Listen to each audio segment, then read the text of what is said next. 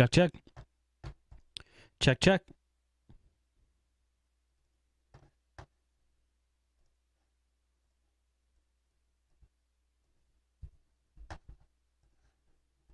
Check, check. Test 1, 2. Check 1, 2. Test 1, 2.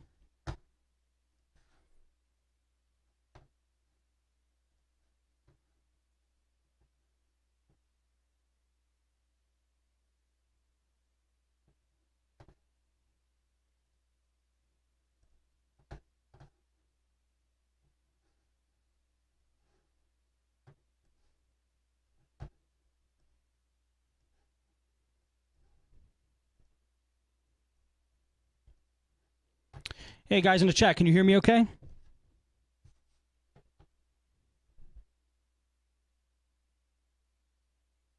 Thank you. I'll be right back. I just got to call door and then we'll start.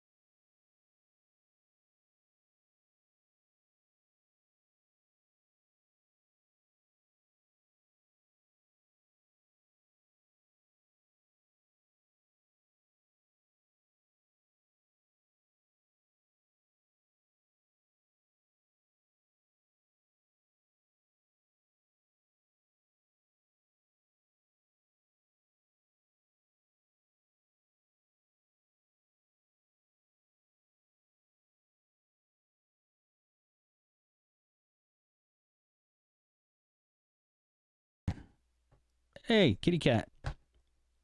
All right, there's the door. Yeah, Jonathan's ID is Frostcast. And he said he was looking up a distro for one of the emails. What's he in the lounge? No. He got me on Skype. Okay. Yeah, it's all one word, Frostcast. Okay. Let me make one adjustment here. And then I think we're pretty much set. Thank goodness. I'm just going to warn you. During the show, I might get the shakes. Why? I'm down to my last carbonated beverage. Damn, you got to get off of that stuff, Dor. I know. I know. Don't listen to me for health advice. I'm full of it. Well, I'm so habitually addicted on caffeine that I really need to get like a 3-week cycle of slowing down. That's going to be torturous. Oh, I know, because the headaches are ballistic. I can imagine. Oh, those withdrawal headaches. I've had little ones. I've never had anything major. But you know what I was looking at this weekend? You can't see the video. Mustangs. I don't know. Yeah. I don't know why. My car. I have like 2 payments and it's paid off. But for some reason, I drove past a Ford dealership the other day, and this has nothing to do with Leo. Actually, this is the first time I thought about it. I just saw this black Mustang just sitting on the stand, and the 2011s just looks so freaking badass. Yeah, to me, in the last like 4 years, they've came a long way because, like in their early 2000s, late 90s, man, they were such chick cars. Oh yeah, I know they were terrible. The styling now, like they went back to old school muscle car style, and it's weird. It's actually weird how my hand actually goes into your frame. Let me see if I can fix that. It looks like it should not be. All right, hang on. Let me just fix that real quick.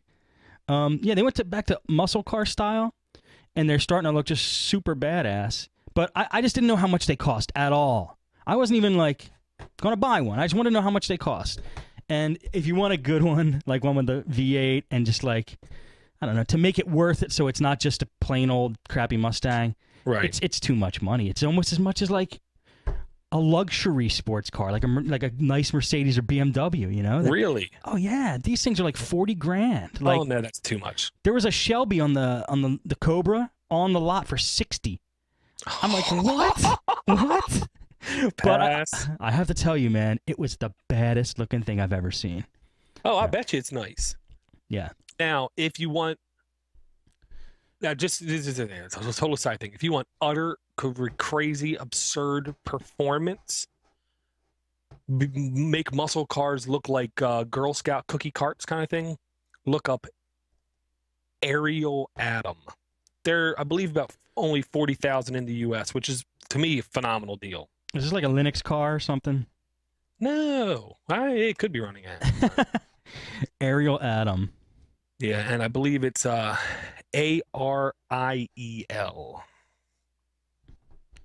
Let me check it out right now. They basically go from 0 to 60 in about 2.4 seconds, I think it is. ADAM? Ariel Atom? Or ATOM? ATOM. And they are street legal. Oh, look at this thing. It's street legal. And you're down there. You know? I'm not going to drive this thing. It's like a huge go-kart. Yes, but it's very cool. It is kind of cool. Not my style, though. The first place I saw it was Top Gear. It was like one of my first scenes of seeing Top Gear, and after that, I can't stop watching Top Gear. I gotta say, I've never watched Top Gear, but I have to start checking it out because everybody watches it. Well, here's the thing. You really have to know nothing about cars. Nothing. Absolutely nothing about cars, because it's obvious none of the hosts are really car experts. They're car fans. They like good-looking cars and cars that perform well. After being on it for so long, the years they've been on it, they now understand performance and what. Oh, you mean they just started out just liking cars? One guy was a car expert, and the other 2 guys were just nimrods. They were just there for entertainment. You know what I mean? Sounds like me with a lot of the shows I do. I actually know nothing about the stuff. Hey, you don't need to. All right, let me turn the volume up here on this. Okay, did you call up Jonathan? Oh, he wants to be on the call. Yeah. No, I didn't. He's going to do what now? He's going to be on the call. I'm sorry, Steve C. He has hardware updates he wants to talk about, because I told him, anytime you have any kind of changes to your site or your hardware, let me know. I want him to push the Northeast Linux Fest, because there is some news about it. And then when I sent him the show notes, he wants to help answer the emails. So I'm cool with that. That's right. This is an email show, isn't it? Because yeah, we got a lot, I think. All right, let me get him on the line. Okay. He's not. I'm gonna have to call him on a different Skype account. Okay. All right. There we go. Yeah, should just be Frostcast.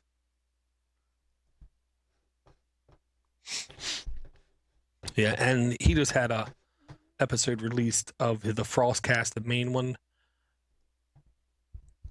I mean, you know how I, offhandedly say graybeards. The guy he has on his show is probably the grayest of the graybeards, kind of thing. Okay. What did I call you on? Podnutz Daily or Podnutz? Door.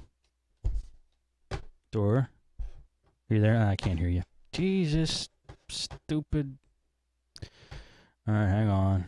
What the fuck is going on now?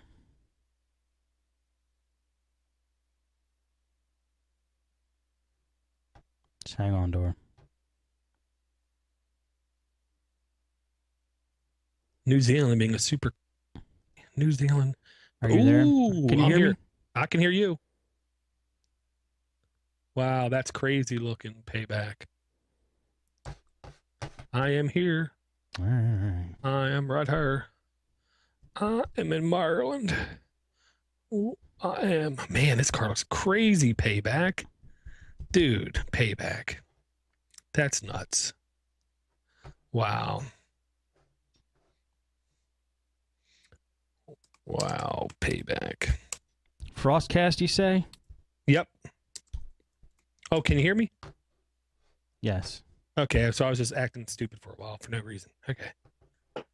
He's not on video, right? I extremely doubt he's on video considering he's blind. I don't think he cares about video. Call failed.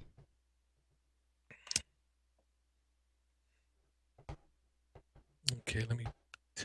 Are you talking to him right now? I was, and now he's not there. I didn't know you wanted to, you were gonna have him on a Skype call. I would have called. I would have dialed him up earlier. You told me that in email. I insinuated it. I didn't come out and say it. Oh, damn! Freaking too many things. Right now he's not online. Damn it! I say we give him like 3 minutes, see if he pops on. Ow! Ow! Ow!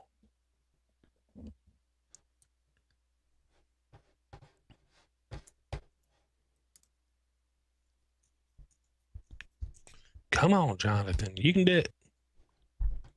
You can do it. Maybe he's borrowing Steve D's internet provider.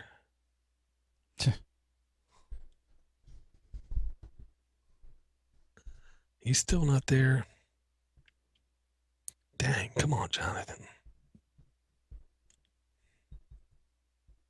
Ow, ow, ow. All I know is I'm finally glad, Steve. I'm pretty sure this is the last of the friggin' snow for the year. Yeah, I see that up there. That sucks. I'll be right back. Okay.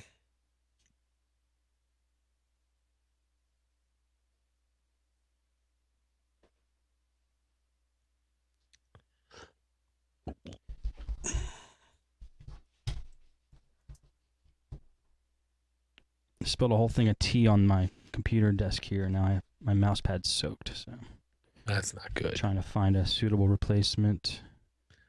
Now we get something else. Yeah, he's there now. Okay. I'm not sure if your video froze for me or for. Oh, there you go. Okay, it was just me. It was just me. Hey, Steve. Jonathan. Hey, how you doing, man? Hey, how's it going? Good. How you doing? Awesome. Hang on. I can't hear. Let me put you on another channel so Dor can hear you. Okay. Try that one. Either. Hey, Dor, can you hear me now? Hello, Hey. Jonathan. Yeah. How's it going? Good. No, can't hear. Sorry, I dropped off the last second. I was like, oh shoot, I forgot to set up my mic, so I had to like log out and set everything up real quick. Oh man, I'm highly trained for last minute stuff like that. We're live, by the way, just so you know. Okay, that's cool. Let me ask you, how's your podcasting going? Good. Staying busy. I figured out I've done about over 80 podcasts so far in about 6 months. Nice, nice. How many shows you still have going strong? All of them? Well, 3 out of the 4 are pretty much good, consistent. So nice. What are you using to record? What program? Well, right now, I was using a program called Jacosher, but thankfully I've been able to get away from that because it hasn't been worked on like well over a year. Right. And we use Mumble, which is kind of like TeamSpeak or Skype, but it's an open source version of those two things. And they just recently implemented recording inside of Mumble, so now I switched over to that. Oh, cool. So you just record the whole call like a Skype recorder type of thing. But yeah, okay. Yeah, exactly. Sweet. Yep. Awesome. Steve C., can you hear me? I can hear you, Dork. Can you hear me? I can hear you, but I can't hear him. You could, now you can, huh? I can't hear him at all. I never could. Oh, you never could? Not for 1 second? Nope. I thought you said hi to him. Yeah, I said hi. I can was hear hoping to hear hi him, back. yes.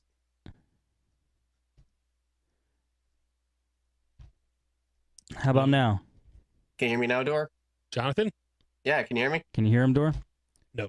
All right, No. Hang on. I got to do some rebooting or some kind of crap. Hang on a sec. All right. See, I hate the fact that he's still showing offline in my Skype. Friggin' Skype. How about now? Can you, Jonathan, say something real quick? Hey, Dor, can you hear me now? Oh, yes. Okay, good. There we go. Hey, Steve, real quick. I listened to the Podnutz Daily that came out just recently, but the one before that, I don't know if it's too late, but the guy that like went to CES and everything, yeah, he said he's having a problem with a certain computer. I'm 99% sure. I don't know if he fixed the problem yet, but I think it is the power supply. Oh, okay. He was having a problem where it kept locking up when he changed the memory and all that. I'm pretty sure it's the power supply. I had a freaky problem like that once, and it was that was the exact problem. Really? Yeah. I'm just checking to see if he's in the chat. Yeah, from Mike from Maleficent. Yeah, that was him. Yeah, yeah. I had this customer come in. He had a compact desktop, and Compact replaced the motherboard for him twice. I was like, well, let's check the RAM. So I tried to change the RAM out, and it seemed fine, but then it kept locking up. So I kept it for a few days. And I was like, man, I've tried everything I can possibly try. It's like, just for the sake of, if I change everything except the power supply, I'm going to change the power supply. I changed it. If that was it. No kidding. Yeah. Computers are obviously very finicky when it comes to power. So if there's a slight change in the voltage or the wattage or whatever, the power supply, that'll make the computer lock up. So the power supply could be, just kind of be spurting off, not exactly what it should be, and it'll just make the computer lock right up. Yeah. I mean, you're talking about a laptop, the power supply, the power adapter? I thought it was a desktop. Oh, desktop. I was going to say. Yeah. Okay, good. No, you're right. You're right. Yeah. Yeah, that definitely on a desktop. I've had it too, where you can't tell exactly what the problem is, and you just replace the power supply on a whim, and it handles everything. So. Yeah. You're totally right. All right, let me put your name in the thing here, Jonathan. Give me one more second, and we'll get started. Yeah, sometimes these things are kind of like voodoo. Oh yeah, it reminds me of a joke. Like I don't remember how it goes, but like what if there's four mechanics on the car and it breaks down? What do? They get out of the car, they open the hood, they start ratcheting nuts and bolts and checking everything in the engine. If 4 computer guys are in the same car and it breaks down, what do? They get out, they walk around the car 4 or 5 times, they get back in and try and see if it works. Exactly. Let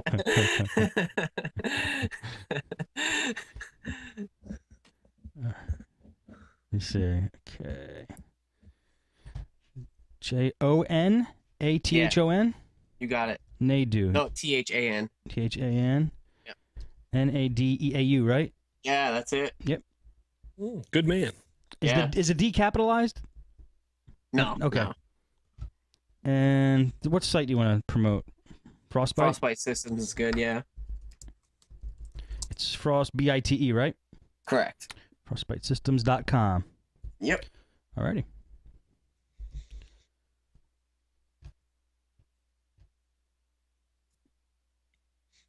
Okay. Check, check, check. All right, let me see if this will work. Let me pull up your website.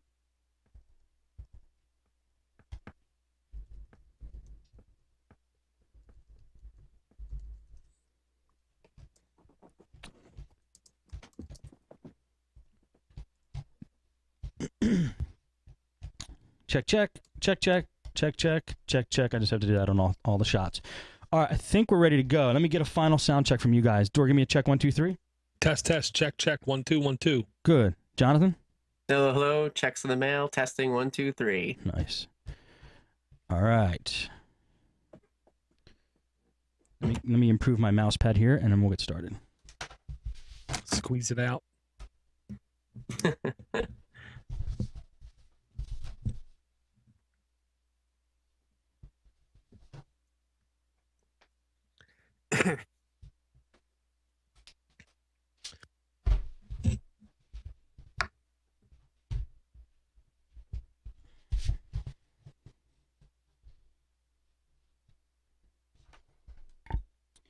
All right.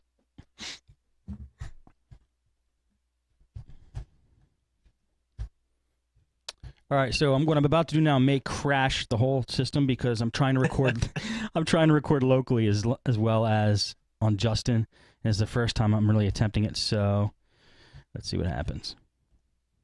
I'm willing to take that risk. Hope you guys don't mind. Yeah. Okay, here we go. And recording now.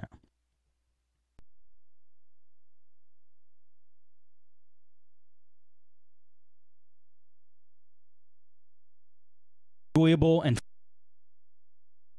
I'm a Linux noob, believe it or not, and I've actually learned a ton on this show.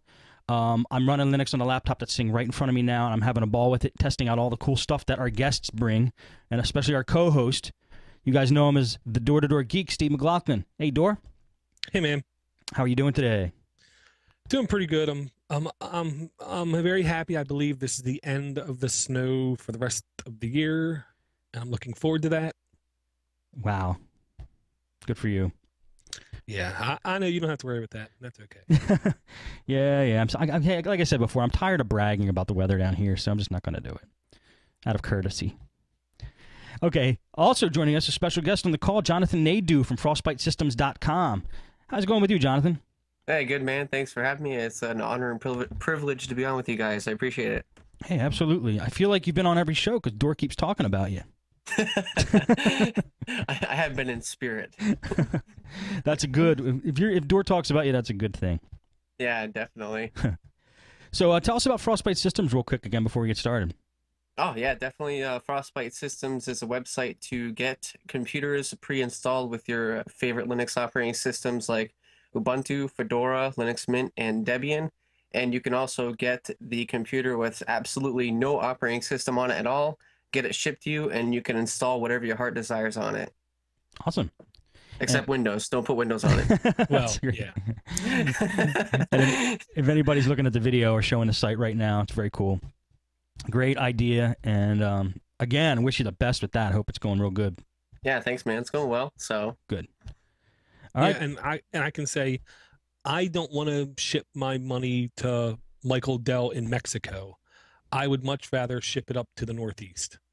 Yeah, that definitely. Absolutely. Yeah, I was telling Dora the other day I was able to lower some of the prices on our desktops, and just to give you your listeners an idea, you can get an AMD quad-core 3.2 processor, 4 gigs of RAM, 500 gig hard drive for $500. Sweet. Tell me the specs one more time. It's an AMD quad-core, 3.2 gigahertz, 4 gigs of RAM, 500 gig hard drive, $500. Sweet. Oh, that's awesome. Yeah, and I'm gonna say I love the fact that he kept it under. I believe it's a 750 gig drive. Once you go above 750, Scott kind of hinted at it a couple times. That's when they fail. Unreliable. Yeah, so the 500 gig. Too many platters. Yeah, exactly. Right. So to me, the 500 gig is like the perfect size. Cool. All right. Well, I think, Dorf, if I'm correct, we've been getting so many emails that we're going to devote this entire show to emails. Well, Not entirely. Most of it. John, I'm not correct. Jonathan has some news about the Northeast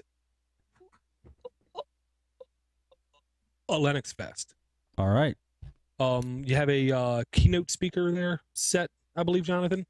Oh yeah. It's the first time we're putting on a Linux Fest in the Northeast. It's going to be in Worcester, Massachusetts, at the Worcester State University. It's going to be in the Student Center, and it's not going to be a huge Linux Fest like some of these other ones put on, like 3-day events and stuff like that. I figured for the first time I would just try something small and something that I could manage. And it's going to be April 2nd, which is a Saturday, from 10:30 a.m. to 3 p.m. There's going to be an after party at Jillian's to hang out and talk more Linux goodness with like-minded folks. And we have Matt Lee from the Free Software Foundation. He's giving the keynote speech. And I also had John Mad Dog Hall get a hold of me out of the blue, which was amazing. And for people that don't know who this guy is, he is easily one of the top 5 influential people in the Linux community. Just to give you an idea of how influential the guy is, when Linus Torvalds, the creator of the Linux kernel, was trying to compile the Linux kernel to work on a 64-bit processor back in like 92 or 93, John Mad Dog Hall was able to get him an alpha system to Linus Torvalds so he could compile the kernel on a 64-bit system. So this guy was there right at the beginning. Damn. And and a lot of the guys today have no idea what alpha computer means. What it means is utterly, friggingly, ridiculously expensive back in the day. Yeah, these things were like 40 grand or something like that. Oh yeah. I didn't know that. Yeah, and so he was right there at the beginning when Linus was starting all this stuff. Actually, the company he's working for, Digital, flew Linus out here to give a talk and at like a computer user group, and that's how he met him and got Linus hooked up with one of those alpha systems. Very cool. Yeah, and Northeast Linux Fest is the first one of these, right? Well, up in our area, yeah. It's northeastlinuxfest.org is the website. Like I told Dor, wait till I leave before all the cool stuff starts happening up north. Well, there's going to be more, I'm sure. It's on April 2nd. I highly encourage anyone within hours away. It's going to be a very cool event with very cool people. You're not going to come across snobs. You're not going to be pushed by businesses to buy stuff. You're basically going to hang out, hear experienced people talk about Linux, GNU, free software, and you'll be able to talk to a bunch of cool people. Yeah. And I'll say Jonathan's last Frostcast episode was with Mad Dog. And I know once in a while I throw the term graybeard around. This guy is like the senior king, top of the hill, king of the hill graybeard. And this guy sounds so unbelievably cool. I wish I could work anywhere in the same area as him and just bump into him once a month or kind of thing, because this guy has his head on uncommonly straight. I mean, really forward thinking, really wants to share and spread knowledge and information. He's, to me, unbelievably cool. Damn. Meet him. You should meet him, Dor. Yeah. If you come to the Linux Fest, he's going to hang out at the after party, so you can definitely hang out and talk to him. And like Dor said, this guy's like just incredibly smart. Like he emailed me one day and he was working out of the Red Hat office that's in like Western Massachusetts. He's like, hey, this is late notice, but if you can come meet me, I'll hang out with you for a little bit. I was like, dude, I'll drop anything and come hang out with you for however long. So I got to go hang out with him, and man, those few hours I hung out with him, he just blew my mind. All the stuff all the stories he was telling me, and just it was amazing. I learned a ton within those few hours just from hanging out with this guy. Wow, he sounds awesome. Yeah, he's the man by far. Yeah, he is very grounded, and just and just like he said, the stories. I mean, you have to remember, this guy really was around when computers weren't even really computers. They were the size of closets, or bigger. Yeah. Right. Yeah, I think he said he started programming since like 69. So damn. Yeah. Yeah. So, computer questions, he should be pretty good at it. Yeah. Sweet. Very cool. And the two quickies I want to throw out there real quick before we get to the emails. Yeah. Since Ubuntu is like, I always encourage new people, if you want to test out, you want to try it, you want to tinker, you should go for Linux Mint. Linux Mint and Ubuntu, the hardware requirements for them, it does seem like it's like the Mint folks basically accept all the hardware that the Ubuntu folks accept, and Ubuntu just released a hardware. They call it hardware certification. This is all the hardware that they know will work right out of the box without any issues. Wow. Now you might get prompted to install extra drivers for our Windows friends for the video or for the Wi-Fi, but it will work. Okay. And I just thought this would be a good thing to have, because there are hardware lists out there, but not everybody knows, well, will all my hardware work? And if you're in an area where you get limited internet or you have very low caps on your internet, it's nice to know before you download a 600 meg file whether or not it'll work. So I just wanted to throw that out there. Hey, and Dork, I'll say, can I throw a quick thing in with that? absolutely. That list with that Ubuntu put out, I don't want people to think that only Ubuntu will work with this hardware. It's just that these are tests that Ubuntu had put out and said, yes, this hardware works with Ubuntu. But the thing is, Ubuntu does not create the kernel. Obviously, Ubuntu, packages everything around the kernel. The kernel is what supports all this hardware. So say, this might get a little geeky for a minute, but if the kernel version is 2.6.35 and XYZ product works with this kernel version, any other distro more or less that has that same kernel version is going to have the same hardware support. So don't think it's just limited to Ubuntu. Right, absolutely. And I'll say this list isn't even complete. My Dell XPS M1210 isn't even on the list, probably because it's too old. But yeah, it's still kick-ass. I always loved that computer. Right, but I'll say, even if your hardware isn't on the list, does not mean it's not going to work, because I don't have to install anything and everything works right off the back. This is like, I think what they did is like they took the highest percentage of computers out there and just tried to aim for them, the low-hanging fruit, if you will. Right. But yeah, the hardware support in Linux, I'll say once again, I heard maybe in 2006, the average modern day Linux distribution has more hardware support than every previous version of Windows combined. And honestly, there's no doubt in my mind that's true, because people have very short-term memory, PC techs, and I'll say they think because they buy a new computer now and they install Windows 7 now, wow, this stuff works. See how good Windows 7 is? Install it on something a year and a half old, nothing will work. Install it on something a year and a half from now, nothing will work. They need to kind of remember how scorned they were like 8 months before Windows 7. No, we have short-term memories. Especially when something works like that, it's hard to make you remember back in the day. Yeah. When most people find something that works, they're gonna forget about how it didn't work in the past. Yeah, and I mean with Linux, I know I've had such little hardware issues. I kind of almost don't know how to answer sometimes when people say they do, but I can basically pull something out that I know is archaic, and I'll have issues. So it isn't too hard. Are you downloading anything, Dor? Absolutely not. Okay. I'm losing you a little bit, but might be my end. Just checking. Well, no, when this screen dimmed, as soon as the screen dimmed, I heard a delay. Interesting. So I'm blaming a gateway. Okay, nice. Exactly.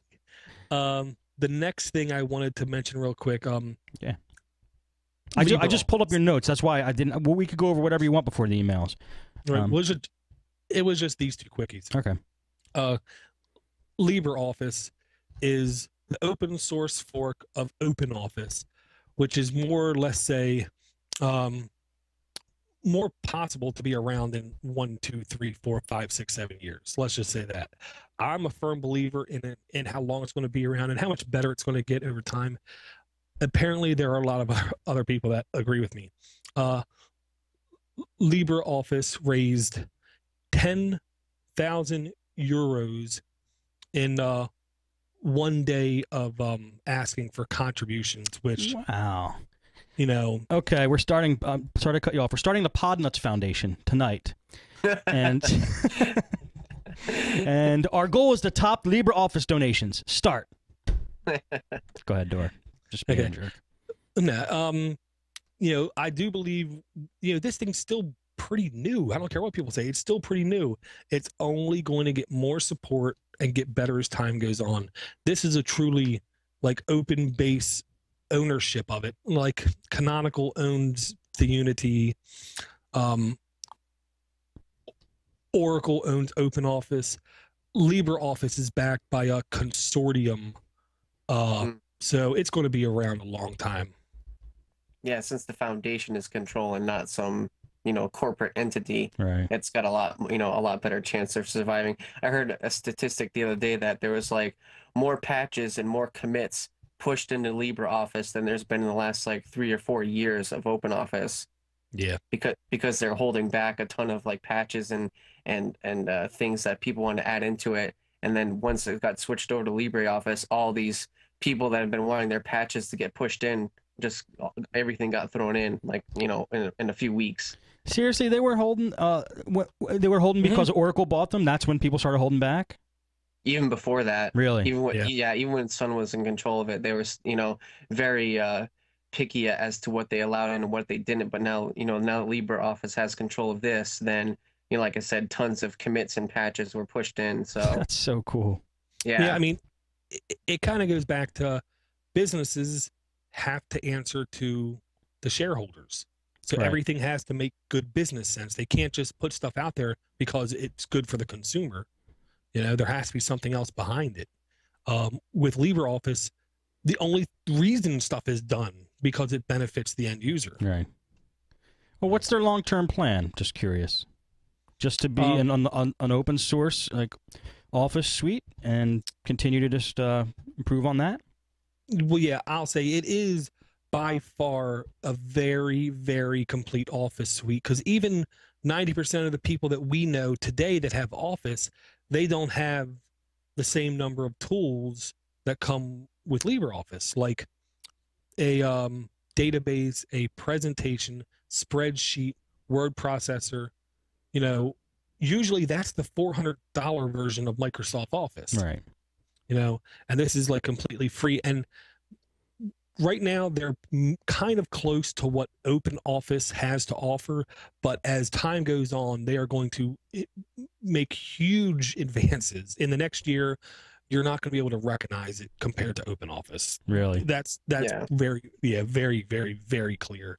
Nice. And I'll say the one thing I love about LibreOffice that I never heard anybody mention, it has freaking plugins, man. What has plugins and somebody says, I don't like that? Nothing. You know, Firefox, Right. Chrome, Thunderbird, everything with plugins seems to be better because you can have a much greater control. Like the find replace in Office is very horrible in just find, you know, page break, line break, this string of characters and replace. You can actually do what's called regular expression searching with the LibreOffice plugin, because it's a plugin to where you can do some pretty complex searches. Like, I want to find a string of numbers that is 14 characters long, where you don't have to know what the numbers are. You just say numbers, so you can find a credit card, you know, anywhere you want in the document. Right. Just that kind of thing. That kind of thing that just popped into your mind. Well, no, I had to do it for work. I need to go find me a credit card. Yeah, I had to prove to a legislative auditor at work that a database was not encrypted and their data was not secure. So I opened it up in Notepad++. And I was trying to do some searching, and then I remembered, let me just open it up in the LibreOffice writer, open it up as a text file. And then I just did the advanced find, show me a string line 14 to 15, because American Express is 14 or 15. Everybody else is 16. Right. And then I just found the credit card numbers. Nice. Really quick and easily. Yeah. Cool. Yeah, plugins sound sweet. Yeah, it was cool for me, not cool for the maintainers of the database. Well, no, I'm just talking about plugins in general. Yeah. And then he cut and paste them into an encrypted file and emailed it to himself. Exactly. See how unsecure this is? See? I just booked a trip to Orlando. Yeah. So, I mean, this falls back on my core beliefs real quick. I got to shove in. Nothing off the shelf will ever meet everyone's needs. It's impossible. Mm-hmm. This is why Linux, I think, is far superior, because you are never expected to run exactly what you get. You're expected to tweak, tune, change, modify, change font sizes, colors, anything. And with an Office product, when you can add and remove components, I mean, I don't see it being a bad thing. Me neither. I'm all for it. Okay, now we got a horde of emails, Steve. All right. Should I go for it? Yes, and at any time you want to summarize, feel free, because a few of these are a little lengthy. All right. I'll just read them fast. I do see your cursor, too, which is very cool in Google Docs, so you could direct me if you want with certain things. I love that. I'm looking at my Google Docs, and things are moving around, and text is being written, and it's very cool. All right, here we go. Steve, he says, I take it he's talking to you. I need some help choosing a Linux distro. I have 2 machines I would like to experiment with. The first one currently has Windows ME running. Oh, my God. I just got a horrible feeling in my stomach. I know, my sphincter just like... The second one is a bit newer and has Windows XP running. I'm looking to find a distro that takes into account the age of my hardware. I remember a site that I went to a long time ago. It had a questionnaire. I remember that too. Here we go. When you indicated all of your answers, it would suggest a distro. The only problem was it did not take your hardware into consideration. Any suggestions/help you can provide will be greatly appreciated. And that's from Pete, who is AKA Stop and Go Man. Yep. I remember that site because we showed it on like episode 6 or 8. Yes. And it did ask you if you had old hardware. It didn't ask you if you had extremely old hardware. Okay. Windows ME now is 10 plus years old. ME was such a pain. I think it should be illegal to run it. It really should. You should be, no, I can't say The words being nice. I am. But here's the thing. Here's where you almost can't believe sites, because some sites will say like Ubuntu can work with less than 256 megs of RAM. Yes. No. It might run, it might not be usable to most people. Right. The 2 things I suggest is there are older versions of Linux Mint, where you go to linuxmint.com/oldreleases.php, where you can download older versions, old hardware, old versions of software. That's a definite possibility of fitting the bill. The other one is Lubuntu, which is LUBUNTU.net. That is a Ubuntu variant based off of LXDE, which is the lightweight desktop X environment, I think.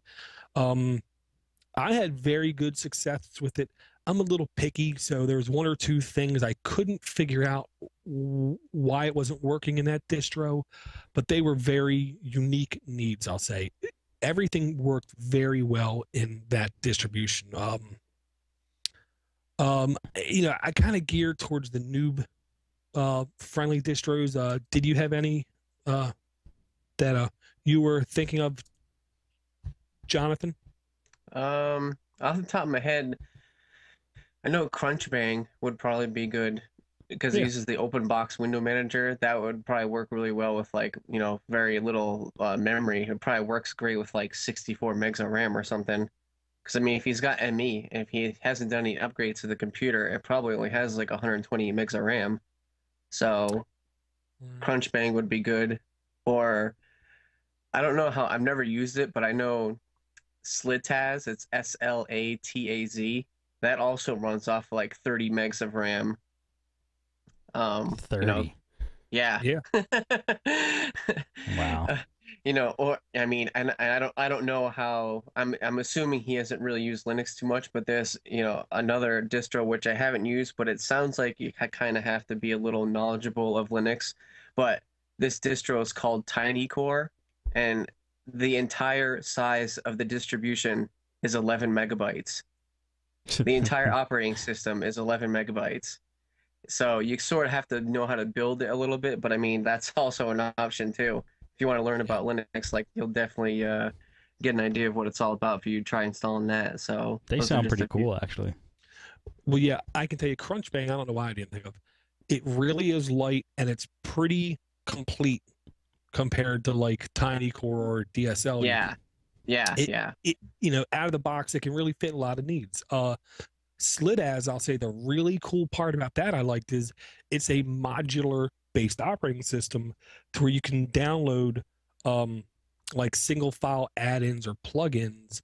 You take those files, you drop them in the right folder, and when you reboot, it's installed. So it's like a Lego block operating system. Right, that's pretty cool, actually. Yeah, where stuff just, you put it in there, you reboot, and bang, everything works. Right. Nice. Yeah. I think we answered his question. I think pretty good. And if next time, if you can give specs of like how much RAM you have, and processor and hard drive space, that will help a little bit. But because ME, honestly, I ain't gonna lie, I don't remember what I had for dinner last week. I don't remember what came standard on like an ME box. I know it was probably less than not even 128, 64 mega RAM, maybe. I don't know. The only thing I'm sure about, and it's only because Scott said it last week, was it was probably less than a 20 gig hard drive. Yeah, sounds right. Okay, next one's from Kevin. Kevin says, "Hey Steve, I guess hundreds of people may have told you by now, but Linux Format is a real magazine, and I can get it at my local bookstores. I don't really read it. I don't know enough to understand all the things in it, but I seem to recall it's about $17 per issue off the shelf. That's monthly.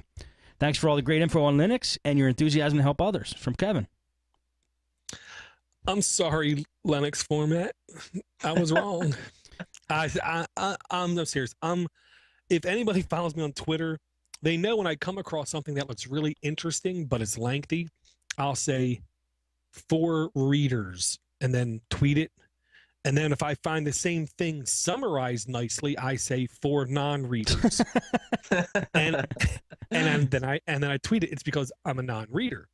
I can't sit down and go through more than like 5 pages of anything without needing to go get some caffeine, I guess. But I did look a little bit further into it, and I gotta say, the reason why I think this magazine is so expensive is the amount of content in it is pretty fierce for a monthly magazine, and Kevin said it was monthly. And 2, paper publications are only have only gotten more expensive because people aren't buying them. Is Linux Format available online? You can get the magazine online a month after it's on the on the shelf. It's almost $20 per issue. I mean, that's pretty hardcore. And they're out of the UK, I believe, so that could have something to do with it too. With the shipping cost. Right. Yeah, but I'm sure if some guy comes to your door doing some stuff for his school, he can probably get it for you for like 12. All right, good point. All right, next email. But then you could never see the magazine like happened to me twice. Really? Yeah. When they get the cute little girl come to the door and say, "You want to buy it?" and then you never get it. No, mine was much closer to like Office Space where it looked like a crackhead. and he was like, "I'm trying to do better by the community." And so I bought 2 subscriptions. That was an awesome scene, by the way. No, I remember I bought it because it's a cute little girl. And not only did I get the magazine, I got like 5 extra issues of things I didn't order. Wow. And then, but magazines used to do that. They used to order one thing and then you'd get like 5 other ones you didn't order, plus the one you ordered. And then they'd keep emailing you, "You want to buy this? You should really pay for this. You should really pay for this." I'm like, nah, I'll just keep getting them for free. All right, Justin says, "Dort, thanks for doing Linux for the rest of us and educating Linux noobs like myself and bring us more into the world of Linux. On Linux for the Rest of Us, number 31, you had briefly described how you configure Windows and Linux side by side on some of your clients' PCs. I've been running a few different distros in VirtualBox, and I've been wanting to install one or two side by side with my existing Windows 7 install on my laptop, but never knew how to configure Grub to make Windows 7 the default OS. How do you configure Grub in the manner you described? Thanks for taking the time to educate Linux newbies out there. Best regards. And that was from Justin. Yep. I have a link. It's to Linux Gazette, not .net. Yeah. And it's a pretty good step-by-step on how to dual boot. And here's the thing I really liked about their explanation. They made it very, very, very, very, very clear. When you resize a Windows partition or any bootable partition, you resize from the end or from the right side of the partition. You never move the left or the beginning of the partition, or else you're left with an unbootable system. They're talking about Linux Mint, and they're talking about an older version of Linux Mint, but the installer really hasn't changed phenomenally since then. So it is still a pretty accurate step-by-step, and I really like the fact literally every step there's a picture. Yeah, big ones. You know, big ones, right? And what I'll add is, honestly, I haven't loaded the Linux Mint version since it just came out a couple months ago. If it is using Grub 2, then I forward you back to episode 32, where we mentioned the extremely easy GUI Grub 2 editing tool to where you could really easily change what you wanted the default OS to be. Yeah, because didn't you say Grub 2 got a little more complex? So that's why we use this tool now? Right. I'll say it got more than 100% complex, because in the last one, you would just go to /boot/menu.list, and you would edit that file, and then you would just count the number of options down and say, I want that one to be my default. And then you were done. In this one, there is a file you can edit, but then after you edit it, you got to run a compiler, so it's twice as much work. But this GUI makes it just quite simply, here are your choices.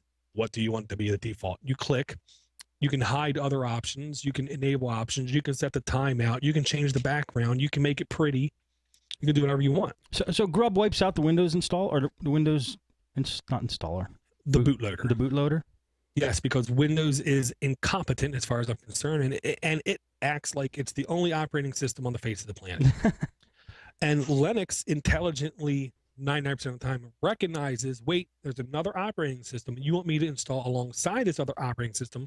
Okay, in the bootloader, we'll put entries in for those other operating systems.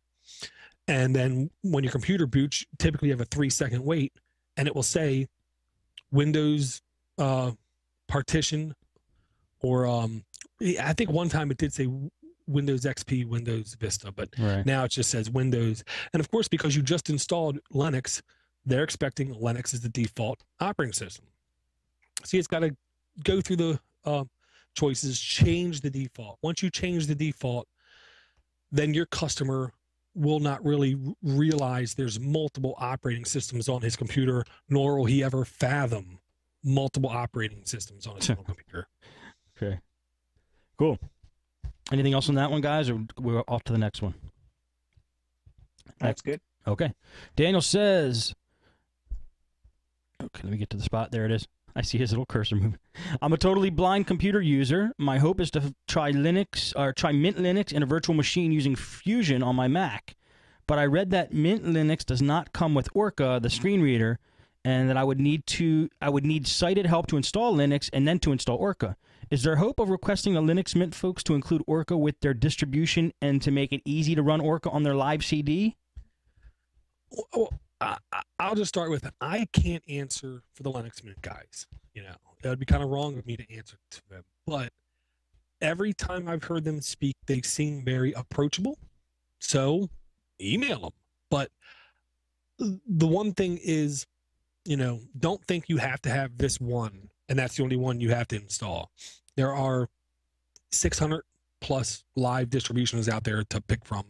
And because he's doing it from a Mac, I am totally, he might as well send the email in Greek. You know? I literally, like I told you, Steve, this past week I saw a Mac. You saw one? Yeah. It's funny.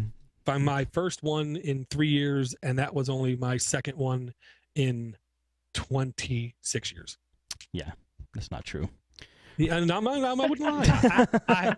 I actually told my coworker to bring it in just so I could say I saw one.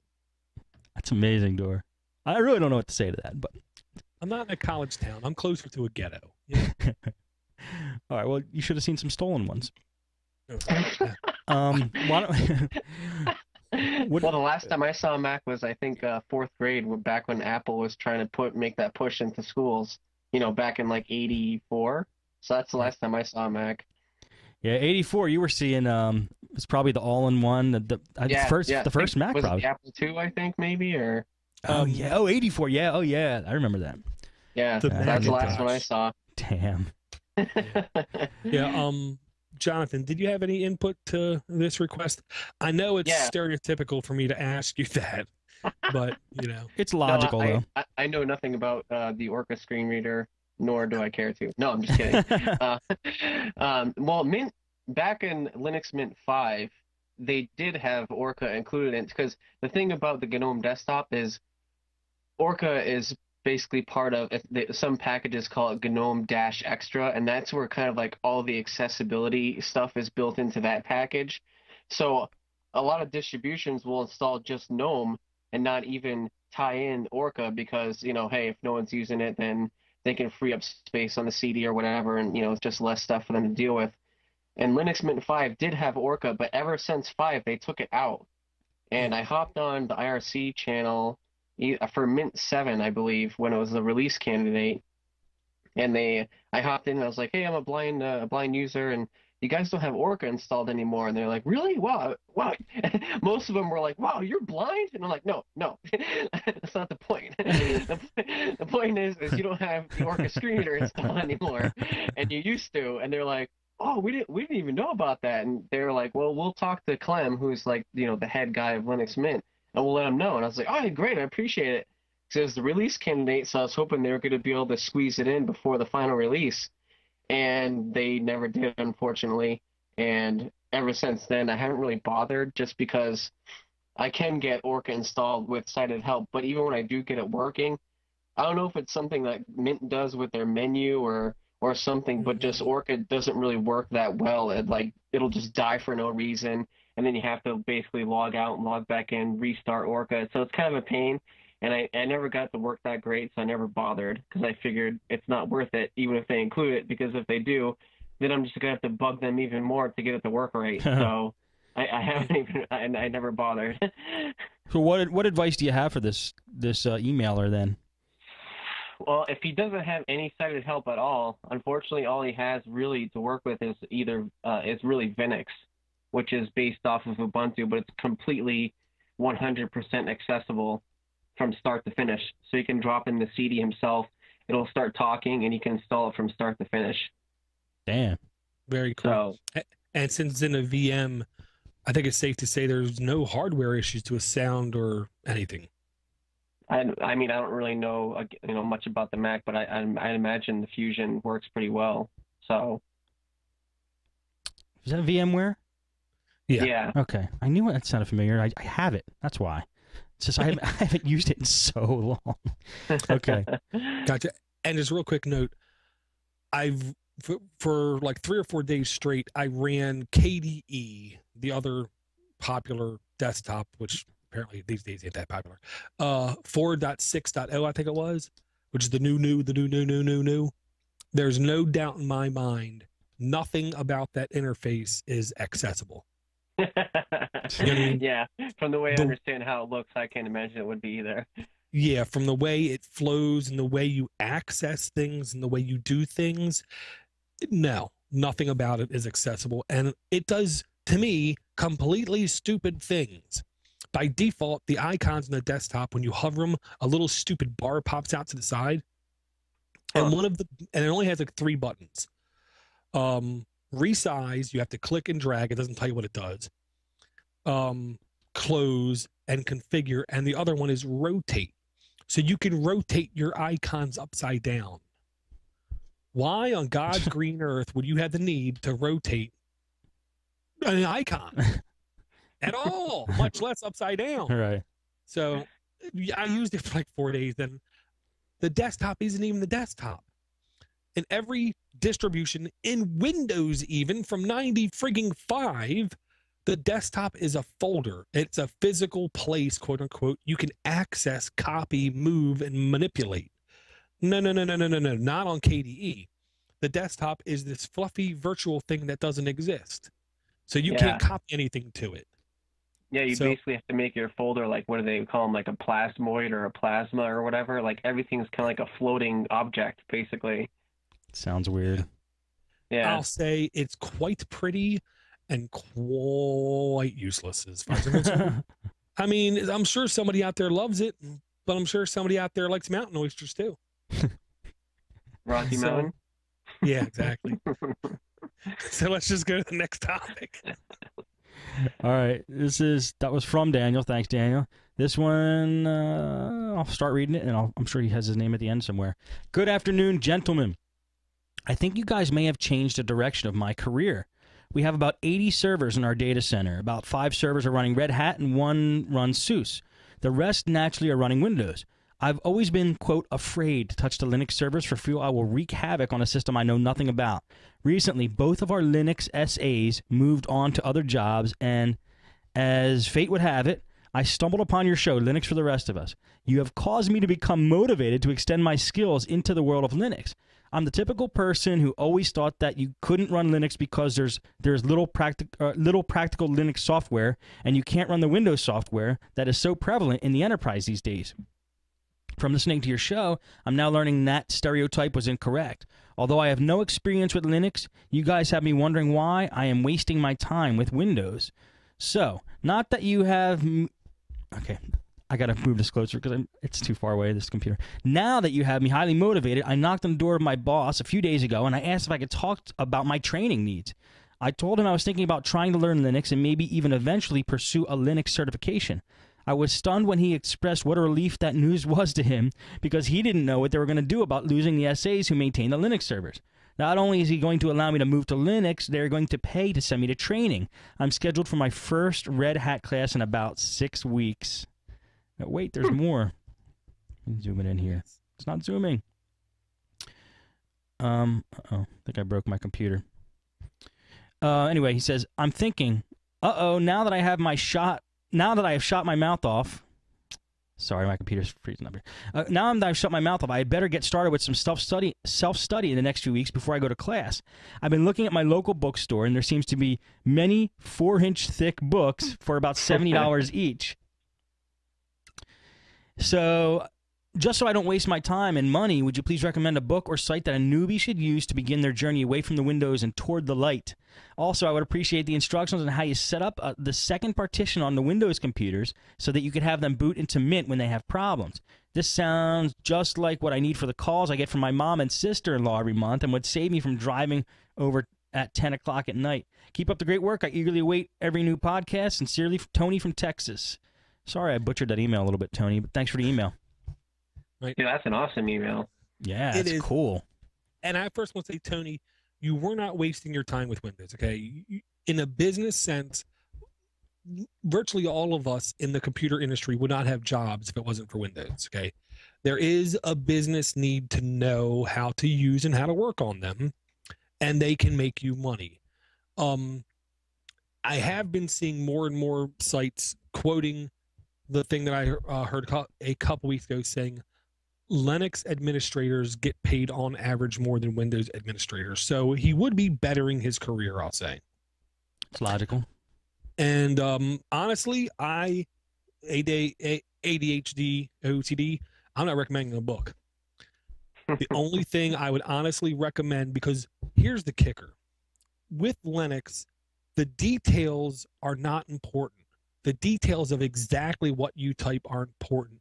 It's the fundamentals of what you're capable of doing, which you have to really grasp.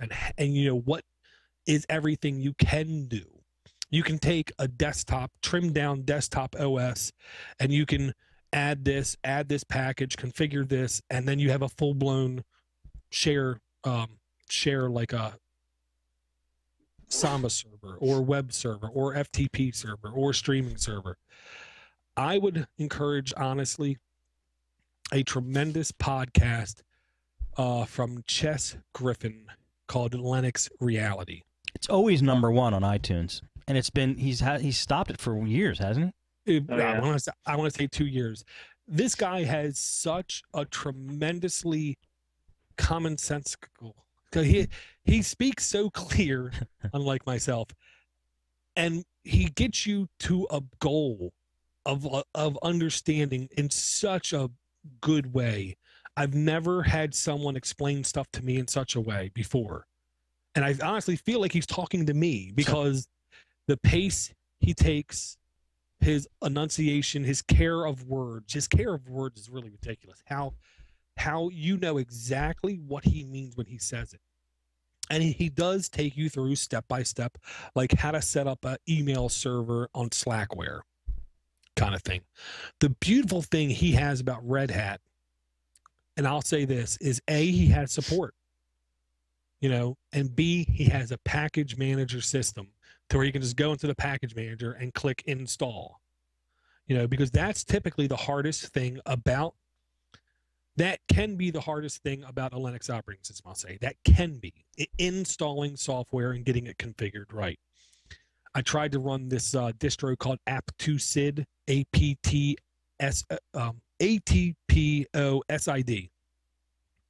It's a bleeding edge kind of unstable distro. I installed Pigeon, and the distribution became unbootable. Right. This isn't an email server or a web server. This is Pigeon. The jobs that are done by the maintainers of distribution with package management is really stellar, because 99.9999999% of the things you install from a package, from the package manager, it just works. And it's almost numbing how easy it is. You can easily just click, click, click, click, click, and everything works. Red Hat, the plus to that is the business support. When you want something new on it, there's going to be a direct business need. That's all that Red Hat focuses on, is the direct business need. So what he really needs to understand is, if there's one thing you got to learn, I'll say, is permissions. Most of the issues I have on Linux are not configuration issues or installation issues or file issues. It's permissions issues. Get that get that root password and guard it. Are you a fan of any books, Jonathan? Well, one thing he could probably, I tried Googling a couple things for him, and one thing you could do is just Google LPI study. And LPI, it's a different certification. It's the Linux Professional Institute or something like that. But if you study this will give you a real good idea of like the file system, partitioning, permissions like Dora was talking about. It'll give you a really good bird's eye view of Linux in general. But then another book I would try looking at, I don't know if they still make them. I knew they did back in the day, but if Red Hat still makes the Bible, they have Red Hat Bibles.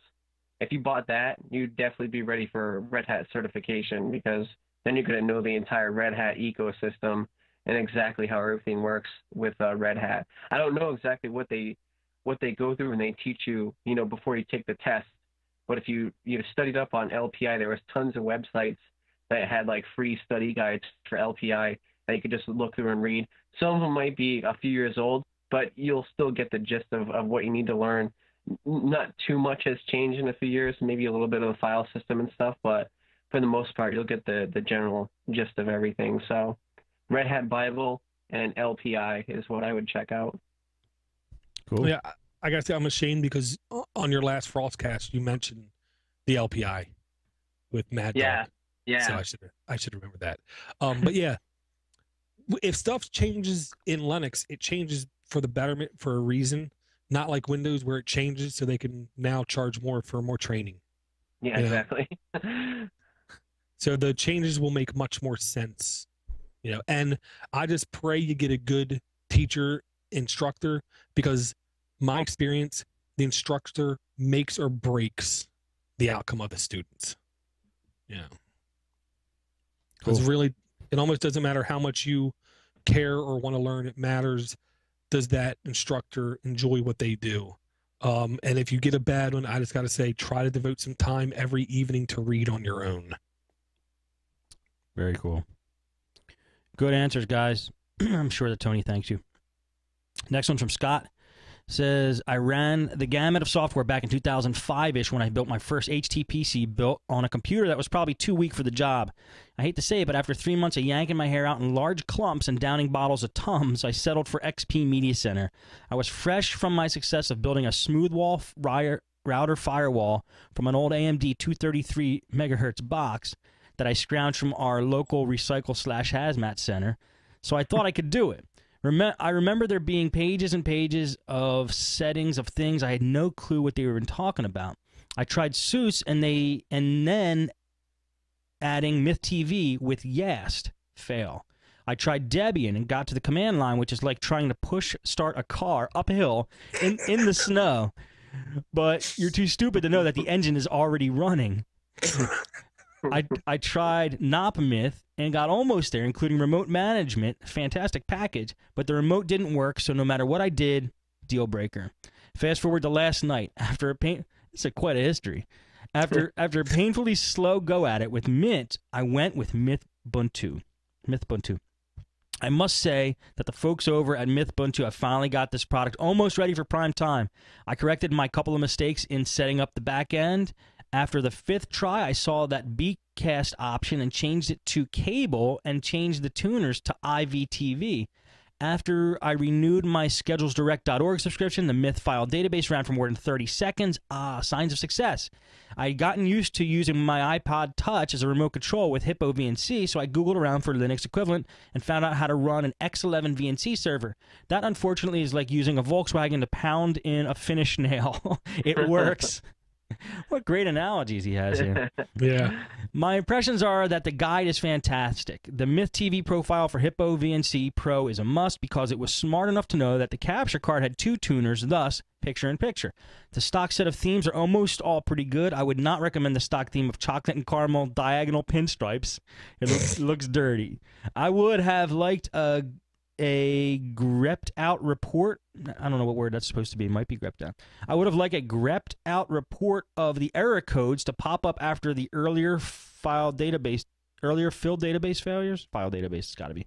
XFCE is nice and snappy, but not equipped for a multi-purpose computer. Mythbuntu is definitely not Ubuntu or even Xbuntu because if you add a package from Synaptic, it does not show up in your list of applications. Thunar is not able to see the second drive right out of the box. Every new install, Windows, Mac, Linux needs some tweaks, but I got way down the road in only 3 hours, including the time to download and burn the disk. I think I cut the end of that one off. Sorry. That's the last one, actually. Yeah, and here's the gimmick. Myth is not a distribution. Myth is like saying GIMP or LibreOffice. It's really an application layer, I'll say. What Mythbuntu does, though, it basically wants to hijack the operating system. So from boot time, you have the Myth interface, which is pretty frigging robust and pretty deep, I'll say. Like him, I had pain back in the day. And it was partially because of my video tuner was not completely supported out of the box. And it's really, I'll tell you, there are wikis out there and there are tutorials out there that can help you for virtually any topic. Like the GIMP tutorials are insanely good. The Arch wiki, phenomenal. Second to none. The Myth guides don't exist. Sure. They are horrible. They are really bad, I gotta say, the ones that I found. Really? Not Myth is NopX with the Myth interface. So you're relying on the NopX back end for support. Ubuntu, I'll say it might not, in a lot of people's eyes, might not be the perfect one, but for a myth-centric environment, I think it's really good. Filling the database is basically just your schedules, your preview guide, if you will. And with the TV tuner respect, this was the last distro I tried, and I had pretty good success with it. One of the tricks about Myth in general, first time you run it goes to a wizard. A wizard that does not mean a lot of things to a lot of people when you look at the screens. Input and video, and they had another term where they all three could technically be interchanged depending on how you're thinking about it. On Mythbuntu? On any myth, period. Okay. So try to find someone with a good step-by-step. To be honest, I'm going to go back to revision 3 again this week. The Broken. It's the Broken. Might be system, but I think it's the Broken. Like episode 3, back in 2003 or something. Kevin Rose gave us step-by-step how to set up a myth box system. And he says in there about hardware tuners versus software, hardware encoding tuners versus software encoding tuners, the huge benefit you get to hardware tuners. And the kicker is his step-by-step is 99% accurate still today. Really? Yeah, that's how little has changed with the Myth Wizard interface. I would really love it if they did a revamp of the Myth Wizard interface. But I'm only one man. And I'll say, yes, he is exactly right. With every new install, you need to always tweak something. Nothing off the shelf satisfies all your needs. That's a given.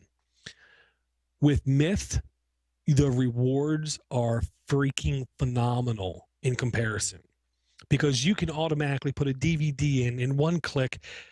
Without any clicks, it will download the IMDb history of it, you know what I mean? Download all the album art and automatically rip it to your server in the back if you want. It's really the ultimate home box media thing. The one thing I want to announce real quick that goes along with this, media and content, Tracy Holtz pinged me today. Amazon Prime, $79 a year, has just gotten a better deal because they hadn't changed the price one bit. But you can now, for free, including with Amazon Prime membership, stream movies and TV shows to your Linux computer. Really? Yes, which means Netflix is not as vital in the Linux world as it was a couple weeks ago because everybody was sweating it. Oh, wait a minute. Well, what does Amazon have to offer? Is it good selection? It's pretty limited. I checked it out before we started the podcast. Really? I was hoping it was going to be like everything, but you gotta hunt and peck through things. And if you're a Prime member, it'll show next to the thing like $0 for a Prime member. So it's not like everything. So I was thinking the same thing. I was like, this is game over if everything on Amazon you can stream, but it's kind of few and far. It's probably due to licensing. I'm sure.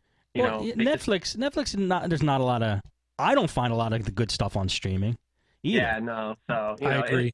They probably just released what they could just to get it out the door. Right. And I'm sure they'll lock down a few more licenses once they get it rolling. But yeah, this definitely has potential though. Good. I'm glad. Hey, the more the merrier in that field.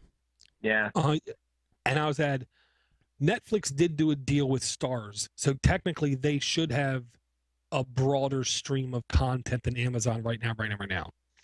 How I knew Amazon failed the spousal litmus test was I searched for True Blood, and the newest season I could stream was season 2. They're up to getting ready to start season 5. I like to sleep without worrying about getting punched in the face. Let me just say that. So that will not meet spousal approval right now. But their movie selection might be much more palatable to the misses. And people who already have Amazon Prime, this is honestly just a bonus. Yeah. Because you get free shipping or free 2-day shipping on everything. you buy that's actually from Amazon. So take advantage of it. If you're running Linux, I guarantee you're going to see a better experience than you expect if you're used to like Flash full screen video. Right. Sweet. Because it's Amazon. I believe they're going to really make an attempt. They're going to try to corner some kind of market here. Hey, can we get just, I want to, since we're on the subject, let's take a little bit farther on this, because I just need to know, because I haven't seen anything on it. Is my Google TV going to get updated with the Android market soon? Anybody have any word on that? When? Yeah, in March. March? Okay. Just wanted to ask. Yeah, well, they had the Honeycomb presentation mid-January, and the guy less than 3 minutes in did say, Google TV is getting updated. It is getting updated. We are going to see an update by mid-March. Sweet. It's going to be kick butt. And if not, I'll be happy to buy it if I'll be $50. No way. I still use it every day. Since I got that thing, I do not watch TV. I watch podcasts online. We actually have a few more emails that I have in my that I tagged for some reason, Dor. Do you want me to read them? If you have time, yeah. Yeah, we got time. Hey, Steve, I have one last quick thing back to that Myth TV. Oh, yeah, totally. You can also check out, there's a podcast specifically about Myth TV, and it's called the Myth TV Cast. And they put out about 30 to 40 episodes, and all they talk about is Myth TV, how to set it up, different tuners to use it. It's really good, so I would highly recommend checking that out. Great suggestion. You know, I tried installing Mythbuntu with a HD home run, and I gave up. Well, I'll say with external video sources like that, it is definitely trickier. They go through how to set it up with an HD home run, actually. I figured they would. HD home run's pretty hot. They own it. They both, there's two guys and they both own them. Yeah. So they tell you how to set it all up. So I highly recommend it. These guys are way into Myth TV, and they totally know what they're talking about. Damn, that's really cool. I think I may have listened to an episode or two of that. And they got video too, Steve, even better. Yep. Sweet. Yeah, I mean, I know I've heard of one of the guys, I think Pat. Yep. Yep. McDonough, I believe. Man, you want to talk about passion? This guy is passionate about home theater. Myth. About myth? About myth, about making it do everything he wants it to do, and he shares how he does it. Damn. Jonathan, I'm sorry, I should have asked. Is there anything else you wanted to go over on that topic, or? Oh no, that's it. That's all I had to add. I don't use it, so. Okay. All right, let's see what we got here. This is from Jeff. No, this is from Jeff. He sent an email to, it was actually to you, Dor. He says, I cannot tell you how useful I find the podcast you do. Between Linux and the rest of us and Linux Basics, I'm learning so much. I recently got a Sansa clip to listen to my podcast. I've been looking for something that will automatically download using the RSS. I tried for the first time iTunes. It would only download one at a time. So I got it to download 10 at a time. Then it updated back to one at a time, and it would not sync to the Sansa clip. So I tried Media Monkey, and it works fine. But I'm looking to use Linux as my primary system. What could I use? I was reading at Make Use Of website that the three that they recommend. In the comment, I read about Miro. So last night I'm listening to Linux Basics 8. I just started with 1 last week. And what does Russ bring up? Miro. This is great. It has a wide selection and it runs on Linux. I will be installing it tonight. It was exactly what I wanted. I also tried that City script that you mentioned to help me inventory my work PCs. Awesome. Thanks. Keep up the good work. And that was from Jeff. Yeah, anything Russ says, I don't question anymore. I just try to make a note of. That's great. And yeah, that's actually the last one we have. Yeah, and that Russ is on the techiegeek.com if anybody wants to go there, and Linux Basics. Yeah, his podcast is definitely one you got to pay attention to. It's not just Linux. That's honestly the thing I like about it. It's anything he finds interesting, from website services, Windows applications, Android stuff to Linux. It runs the gamut. The one thing I'll say is City scripts. It's like SYDI, I believe. Yes.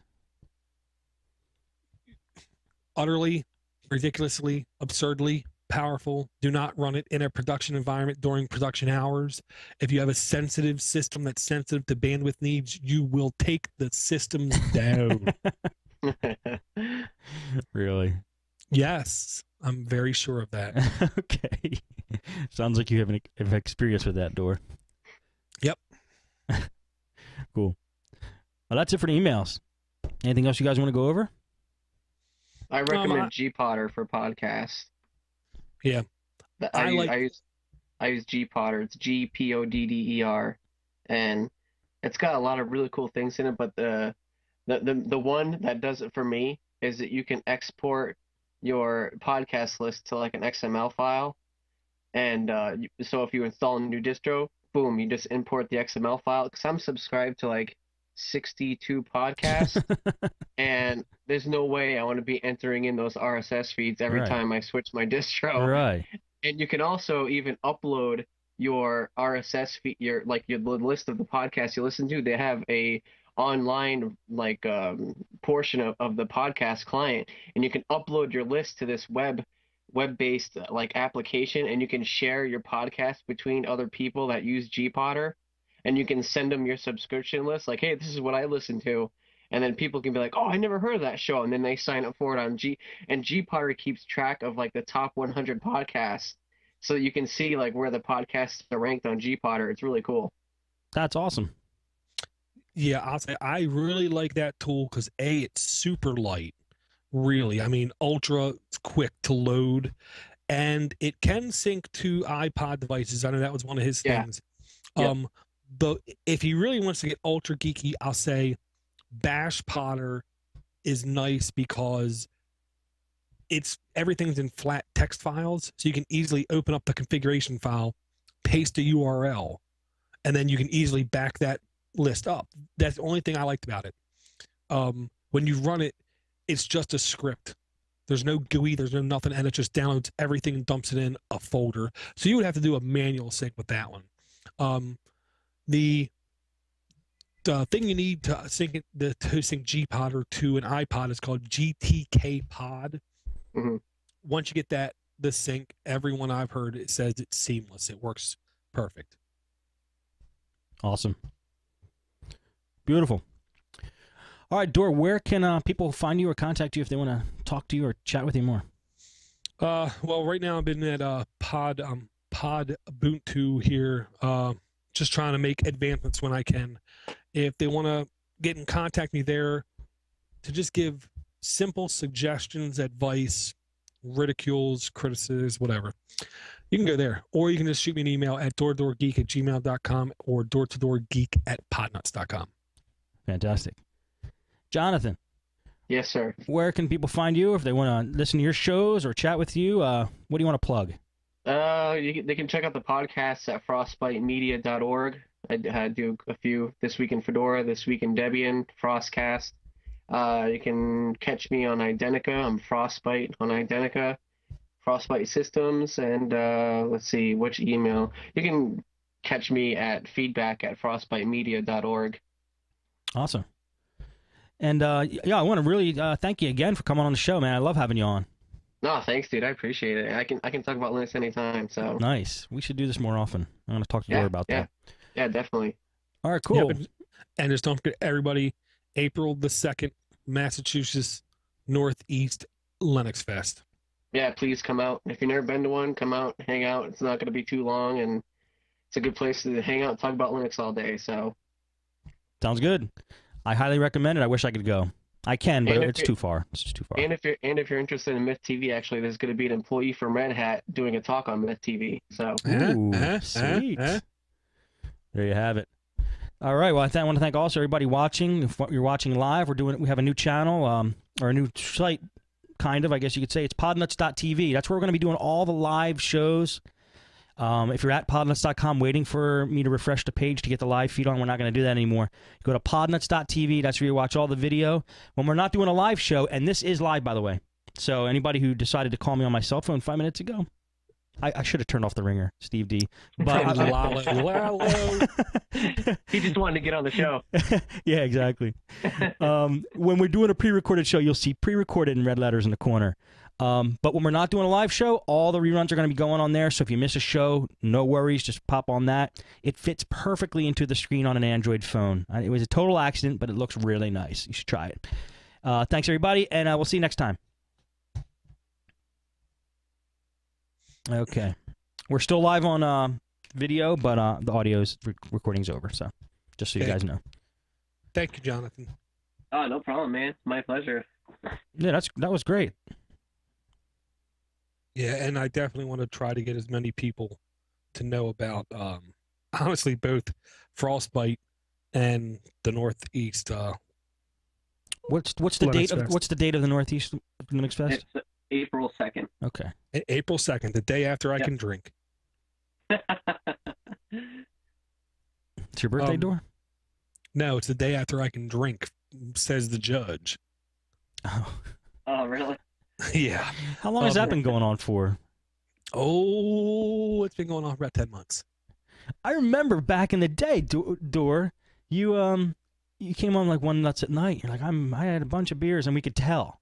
And then after that show, never again. I didn't know what happened. I remember that time. And okay. I was like, I remember that time. I definitely remember that time because I remember thinking, because that was really tasty beer that night. I thought maybe I shouldn't have 6 high percentage alcohol beers before I call. It was like one of the first Nuts at Night shows. Yeah, it was like 2+ years ago, I would say. That's back in the day. Jonathan, do you do any live calls on your shows?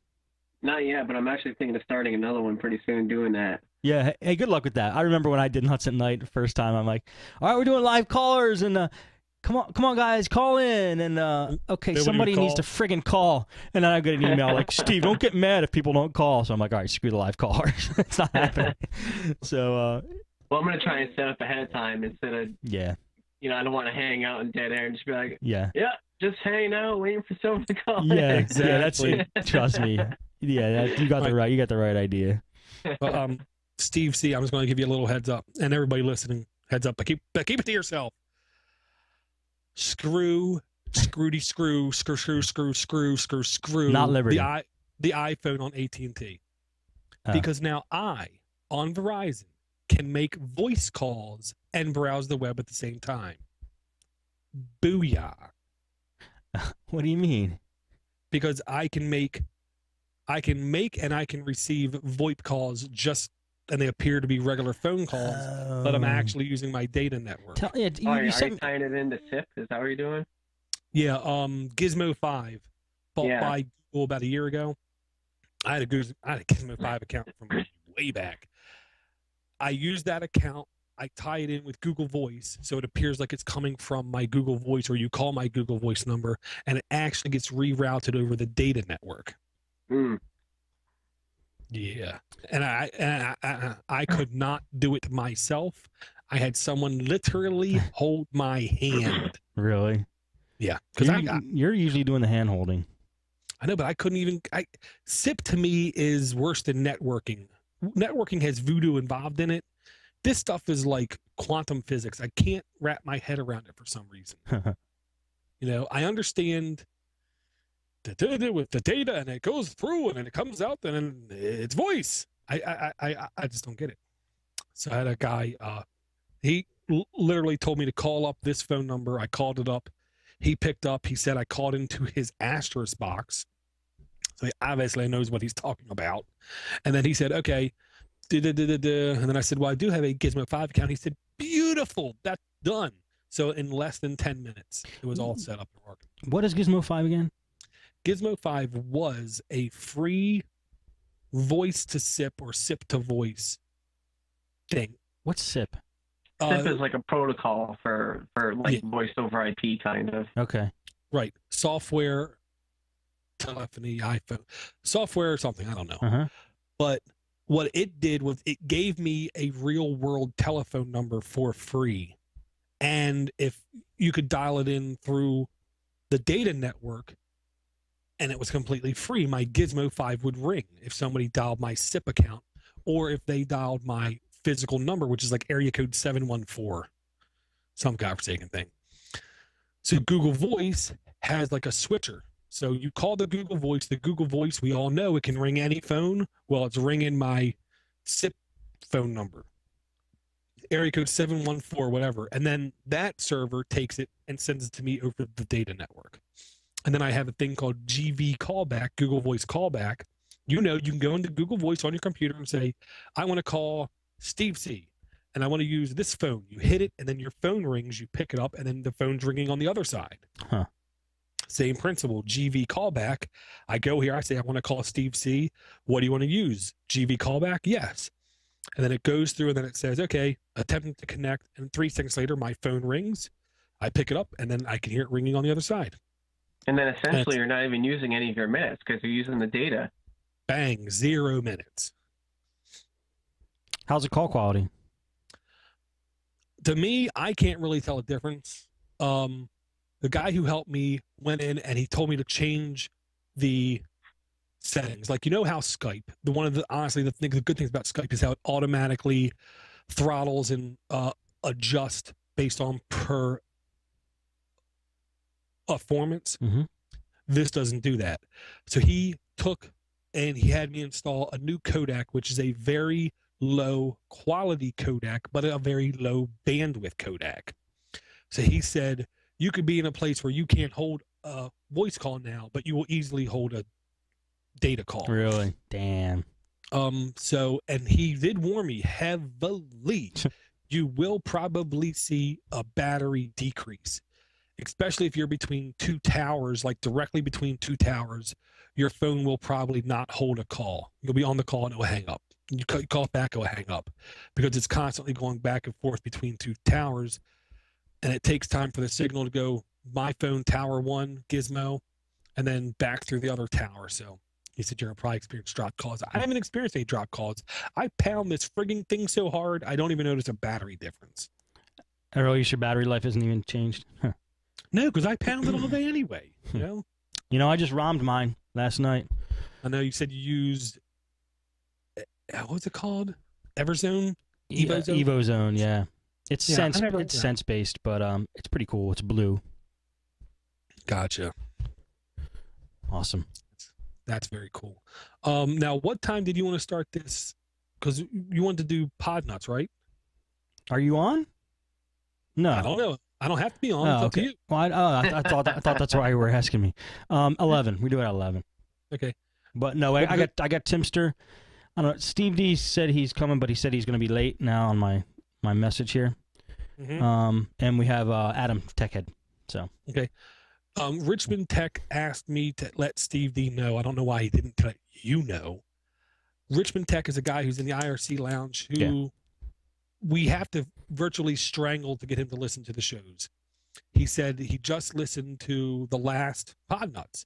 He said, friggin' great. The only thing he didn't like was a little bit of attacking, criticizing, like people were criticizing Steve D. Oh, well, you put Chris and Steve D in the same room, that's just going to happen. I know, it's not going to be like that the whole show. I know, but I'll tell you something. Chris is lucky I was not there. I would have pounded him. I would have made him sore. Because you're only updating Windows computers every 4 months. Oh. Are you smoking crack? Then 3 months they're wide open. Of course they're going to get infected. I'm glad you're not on. It would have been more attacking. I know. No, I don't plan on having that as a format. I know, good. And honestly, I can tell you now, Richmond Tech is one of those guys. He just got Dropbox 2 weeks ago. Okay, so he's not hip. You know what I mean? But he's friggin' smart. He knows his stuff. I mean, he knows how to fix stuff. All right. Well, I extended the invitation. He was in the chat room when I did. Cool. In the lounge. Right. Just if anybody's interested in being on an episode of Podnutz, let me know. Just mail@podnutz.com. That's how you contact me.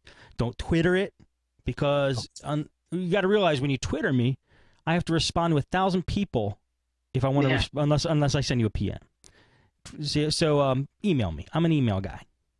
Right. Yeah. Me too. Honestly, Steve, the reason I'm asking is because last week you asked me to be on. Oh crap! But Steve, seriously, I need to go get caffeine from the store and wifey poo. Do you want to be on? If you need a slot filled, I will be on. Well, let me ask you this. I'll ask you. Well, we're not live. But, okay. Okay. Well, let's wrap this up then, because I got to get ready for that show and eat something real quick. Okay. Same. Live guys in the chat room there watching and hanging out. We're going to be back close to 11. We're going to do an episode of Podnutz. Door may or may not be there. Okay. So see you live, guys. We'll be back soon.